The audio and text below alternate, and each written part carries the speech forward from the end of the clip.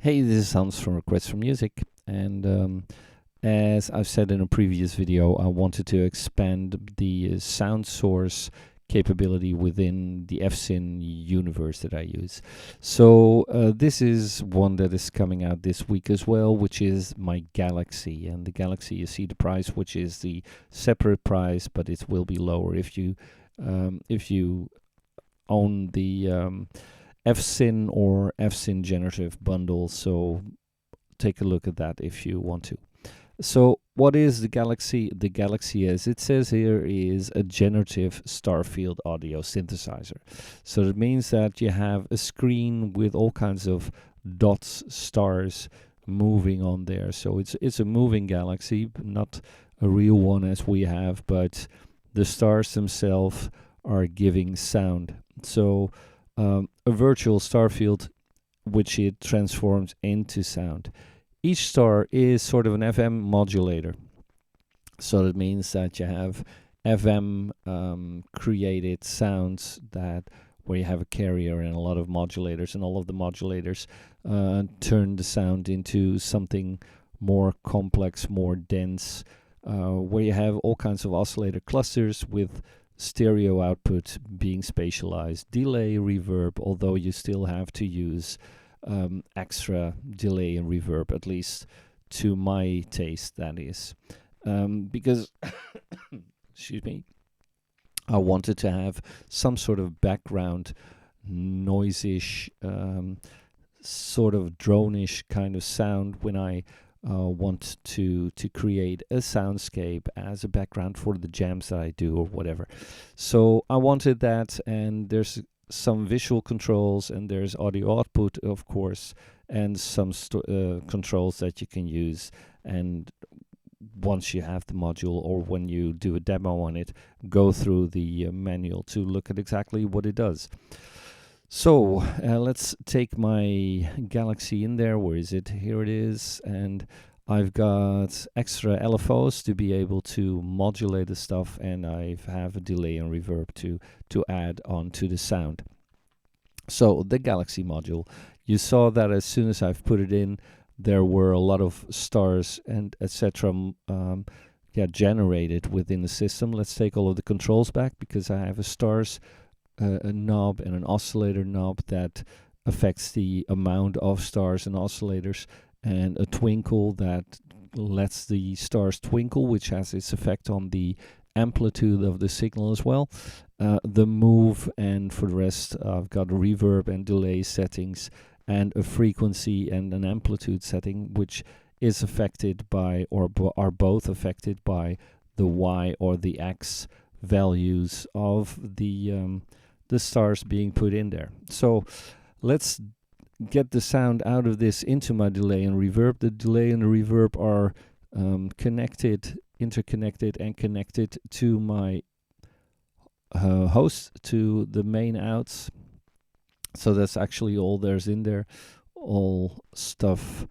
Let's put this back so you see everything as good as possible.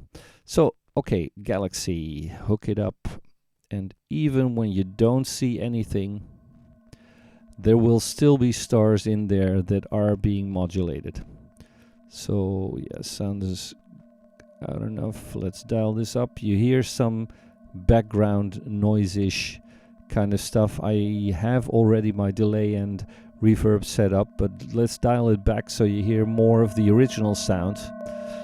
It is already doing this, and you hear this sort of pulse kind of sound in there, and you hear the stereo width, and you see or hear all of those other sounds, and there is reverb and delay in here, but as said, I like to put some extra stuff on there, especially my reverb, which can make it pretty diffuse, and I like that for the background.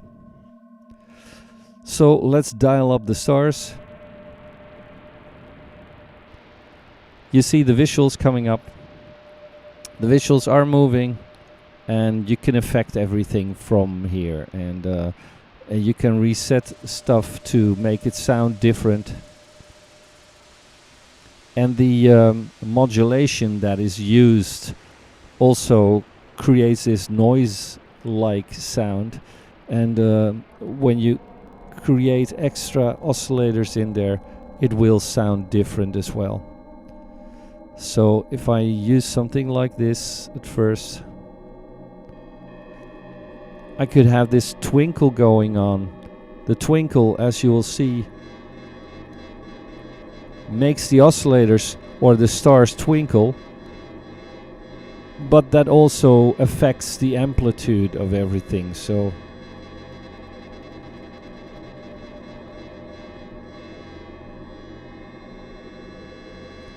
and my frequency and amplitude setting here, if I dial this back, the Y position, I think it was the Y position, I'm not quite sure even. Yeah, the Y position. Y position was frequency, and the Y position also affects the amplitude. So if I dial both back and I give them more movement,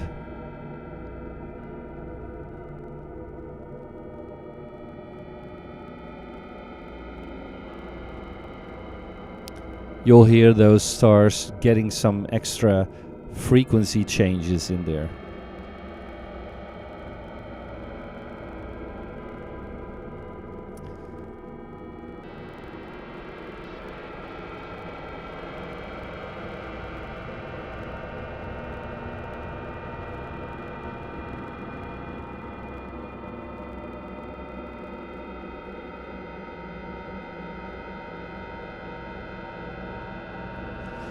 And of course you can modulate stuff as well. So if I take this out into my stars,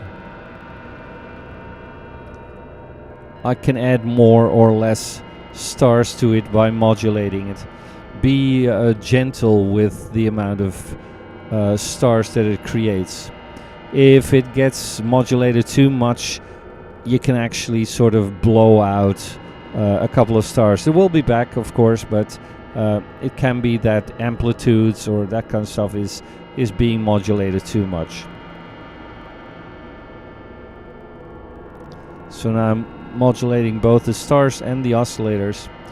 And let's say the twinkle, if I wanted to modulate that, then obviously the light and the amplitude setting will be changed.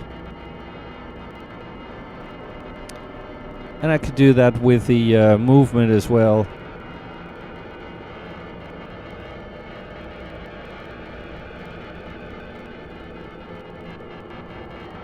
Oh.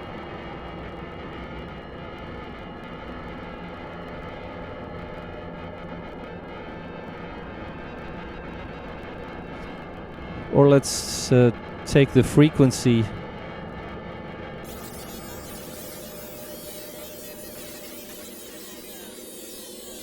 Or maybe the amplitude.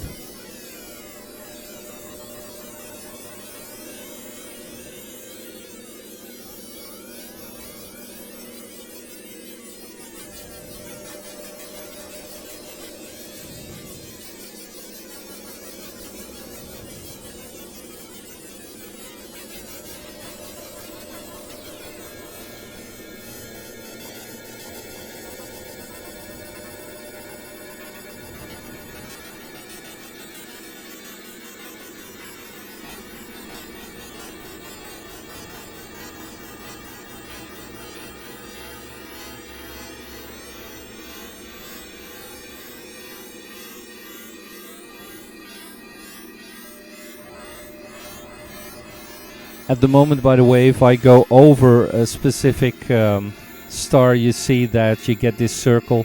There might be an update later on where I decide what to do with overlaying or rolling over a specific star. So that might be in a future update. I'm not quite sure how to handle that yet. So yeah, well, at least this, I hope this gives you sort of an impression of what you can do with Galaxy. And especially, as I said, it's mainly used as sort of a background drone-ish kind of sound source, because it's not just one oscillator. There's packs of them in there, so it might even be too heavy for a slower computer. But I hope that you that it works out for you, and I'll be back in the next video. So cheers for now. See you later. Bye bye.